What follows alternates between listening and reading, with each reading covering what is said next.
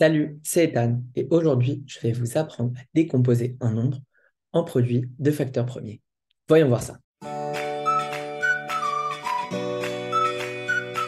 Avant de commencer par notre exemple, nous allons revoir ce qu'est une décomposition en produits de facteurs premiers. Donc si j'ai par exemple 15, je sais que 15 est égal à 3 fois 5. Ceci est une décomposition de 15 en produits de facteurs premiers. En effet, nous avons un produit. 3 fois 5, c'est un produit puisqu'il y a une multiplication. Et 3 et 5 sont des nombres premiers. Mais qu'est-ce que c'est qu'un nombre premier? Un nombre premier est un nombre qui est divisible que par 1 et par lui-même. En effet, nous pouvons observer que 3 ne peut être décomposé que par 3 fois 1.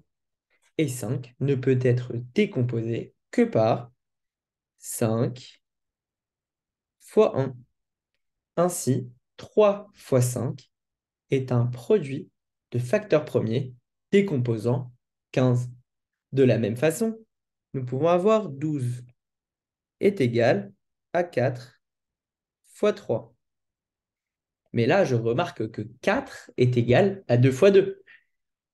Donc 12 est égal à 2 fois 2 fois 3. Et ainsi, c'est une décomposition en produit de facteurs premiers de 12. En effet, 2 est un nombre premier, puisque la seule décomposition de 2, c'est 2 fois 1. Et 3, c'est un nombre premier, puisque la seule décomposition de 3, c'est 3 fois 1. Et voilà, maintenant, vous savez ce que c'est qu'une décomposition d'un nombre en produit de facteurs premiers. Maintenant, voyons voir un exemple plus complexe. Décomposer 90 en produit de facteurs premiers. Et pour vous aider, je vous ai donné un petit rappel. C'est la liste des nombres premiers inférieurs à 20. Donc nous avons 2, 3, 5, 7, 9, 11, 13, 17 et 19. 90 est un nombre assez grand. Comment allons-nous le décomposer en produit de facteurs premiers? Je vous montre ça. Donc je vais me faire un petit tableau. Je vais écrire 90 avec deux colonnes. Maintenant, grâce à ma liste de nombres premiers, je vais vérifier quel nombre premier divise 90. Et je vais commencer par le plus petit nombre premier, 2. Tant que 2 divise 90, je vais rester sur ce nombre. Si 2 ne divise plus le résultat de 90 divisé par 2, alors je passerai à un autre nombre. Et je resterai sur le nombre premier tant qu'il marche. Je vous montre ça. Donc voyons voir. 90 est-il divisible par 2? En effet, 90 se finit par un 0. Et 0 est un nombre pair, donc 90 est divisible par 2. Donc je vais écrire du côté droit de ma colonne 2. Et du côté gauche de ma colonne, je vais réécrire le résultat de 90 divisé par 2. 90 divisé par 2 nous donne 45. Maintenant, voyons voir si 45 est divisible par 2. Le dernier nombre de 45 est-il un nombre pair? Non. Le dernier nombre de 45 est un 5 et 5 est un nombre impair. Donc 45 n'est pas divisible par 2. Donc maintenant, j'avance dans ma liste de nombres premiers et je passe à 3. 45 est-il divisible par 3? Comment sait-on si un nombre est divisible par 3? Eh bien, nous calculons la somme des chiffres composant ce nombre. Et si la somme de ces chiffres est un nombre divisible par 3, alors le nombre entier est divisible par 3. Donc voyons voir la somme des nombres composant 45. Si nous faisons 4 plus 5, nous obtenons 9. Et nous posons la question, est-ce que 9 est divisible par 3? Oui, puisque 9 est égal à 3 fois 3. Et donc, 45 est divisible par 3.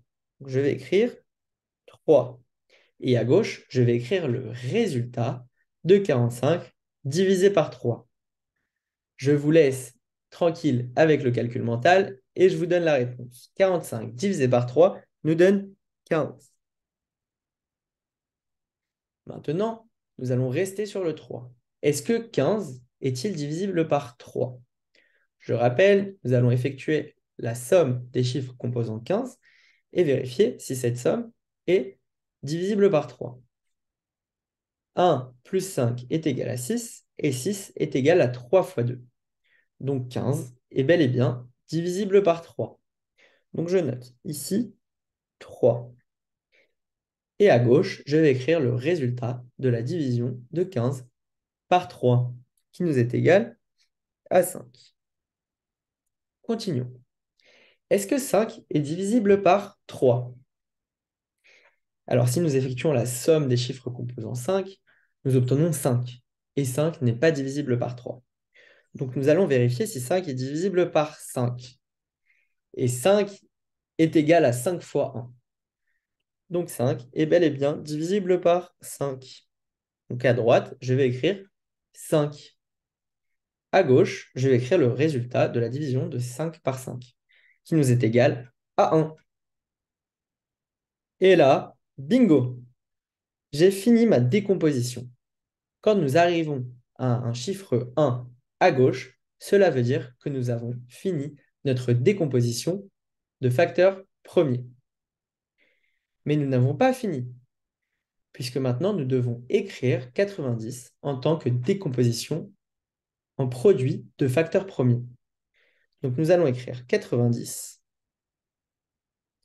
est égal à la multiplication de tous les nombres que nous avons trouvés à droite. Donc, nous avons 90 est égal à 2 fois 3 fois 3 fois 5. Et voilà, ceci est la décomposition en produit de facteurs premiers de 90. Et voilà, maintenant tu sais décomposer un nombre en produit de facteurs premiers. Et moi, je vous dis à bientôt. Maintenant que tu as tout compris, entraîne-toi en faisant les exercices ci-dessous.